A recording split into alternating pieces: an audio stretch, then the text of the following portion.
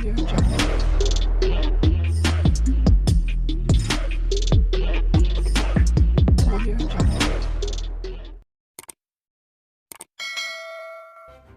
kasih karena memilih channel ini. Sebelum kita mulakan video ini, sila pertimbangkan untuk menekan butang like, share, dan subscribe, dan aktifkan butang lonceng Anda agar Anda sentiasa mendapat info-info percuma pada setiap hari dari channel kami. Dan tinggalkan komen Anda karena komen Anda amatlah dihargai.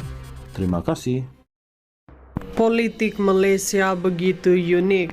Semalam, kawan menjadi lawan, tetapi esok lawan boleh menjadi kawan, bergantung kepada kepentingan politik masing-masing. Keadaan ini bukan perkara baharu dalam perkembangan politik negara. Sejarah UMNO misalnya, ada ahlinya menubuhkan PAS pada 1951 dan mereka menjadi musuh politik. Namun, UMNO dan PAS mampu bekerjasama pada 1973 untuk membuat kerajaan. Paling mengejutkan apabila UMNO membuat keputusan bekerjasama dengan Pakatan Harapan PH yang ada DAP di dalamnya pada 2022 bagi membentuk kerajaan perpaduan selepas pilihan raya umum ke-15 PRU 15. Sejujurnya, usia setahun 3 bulan kerajaan perpaduan bukan tempoh mudah dihadapi UMNO dan DAP untuk menyesuaikan diri serta mengetepikan perbezaan perjuangan masing-masing. Malah, sepanjang kerjasama politik ini berlangsung, pelbagai isu sensitif membabitkan orang Islam, Melayu dan pertentangan pandangan antara pimpinan UMNO dan DAP mencetuskan percakaran serta perbalahan terbuka. Antara isu mencetuskan perbalahan adalah kenyataan veteran DAP Tan Sri Lim Kit Siang mengenai kaum bukan Melayu boleh dilantik menjadi Perdana Menteri, cadangan pengerusi DAP Perak, Ngekoham untuk melantik pakar bukan Islam, membantu jawatan kuasa khas mengkaji kompetensi Dewan Undangan Negeri DUN untuk menggubal undang-undang syariah. Sebelum itu, pengerusi DAP Lim Guan Eng turut bising dengan keputusan Peguam Negara Tan Sri Idrus Harun melepas tanpa membebaskan DNAA Timbalan Perdana Menteri Datuk Seri Dr. Ahmad Zahid Hamidi daripada 47 tuduhan rasuah, pecah amanah dan penggubahan wang haram dihadapinya. Sementara itu, bekas setiausaha publicity DAP, Tony Phua mempertikaikan keputusan Lembaga Pengampunan mengurangkan hukuman kepada bekas Perdana Menteri Datuk Seri Najib Razak daripada 12 tahun kepada 6 tahun selain jumlah denda dikurangkan daripada RM210 juta kepada RM50 juta. Terbaharu, kenyataan Menteri Perumahan dan Kerajaan Tempatan Ngakorming untuk mencalonkan Kampung Baru Cina di Selangor sebagai tapak warisan dunia pertubuhan pendidikan kebudayaan dan saintifik Pertubuhan Bangsa-Bangsa Bersatu UNESCO mendapat tentangan UMNO.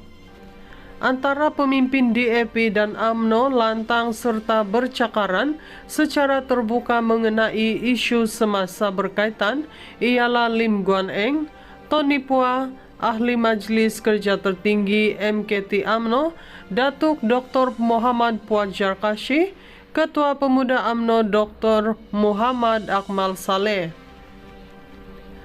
Namun, pemimpin terbabit tidak wajar dipersalahkan sepenuhnya kerana tindakan mereka mengkritik serta mengeluarkan pandangan berbeza adalah resam dalam mana-mana kerjasama politik, apatah lagi untuk parti berbeza fahaman politik. Cuma, kepelbagaian pandangan dan kritikan seharusnya perlu ditangani dengan berhema bagi memperlihatkan kematangan berpolitik dan sikap berjiwa besar dalam persekitaran politik baharu selagi mana tidak bertentangan dengan undang-undang dan budaya rakyat di negara ini. Politik Malaysia begitu unik. Semalam kawan menjadi lawan, tetapi esok lawan boleh menjadi kawan bergantung kepada kepentingan politik masing-masing. Keadaan ini bukan perkara baharu dalam perkembangan politik negara. Sejarah UMNO misalnya, ada ahlinya menubuhkan PAS pada 1951 dan mereka menjadi musuh politik. Namun, UMNO dan PAS mampu bekerjasama pada 1973 untuk membuat kerajaan.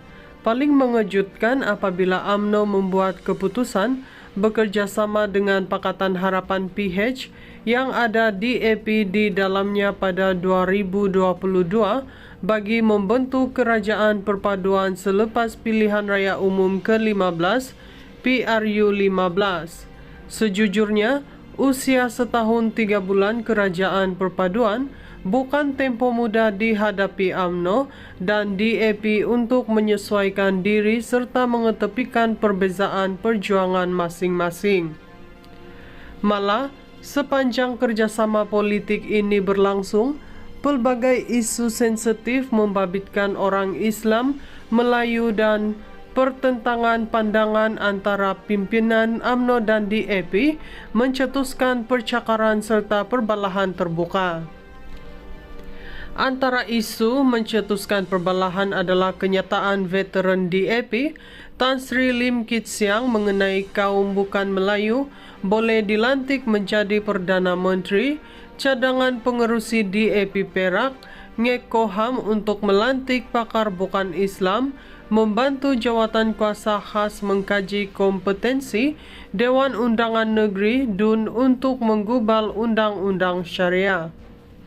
Sebelum itu, pengerusi DAP Lim Guan Eng turut bising dengan keputusan Peguam Negara Tan Sri Idrus Harun melepas tanpa membebaskan DNAA Timbalan Perdana Menteri Datuk Seri Dr. Ahmad Zahid Hamidi daripada 47 tuduhan rasuah, pecah amanah dan penggubahan wang haram dihadapinya.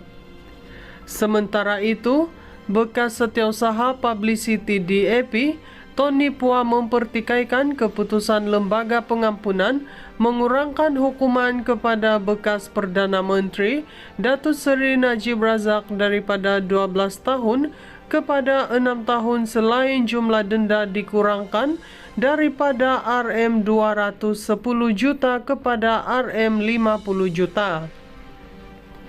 Terbaharu, kenyataan Menteri Perumahan dan Kerajaan Tempatan Ngakorming untuk mencalonkan Kampung Baru Cina di Selangor sebagai tapak warisan dunia pertubuhan pendidikan kebudayaan dan saintifik pertubuhan bangsa-bangsa bersatu UNESCO mendapat tentangan UMNO.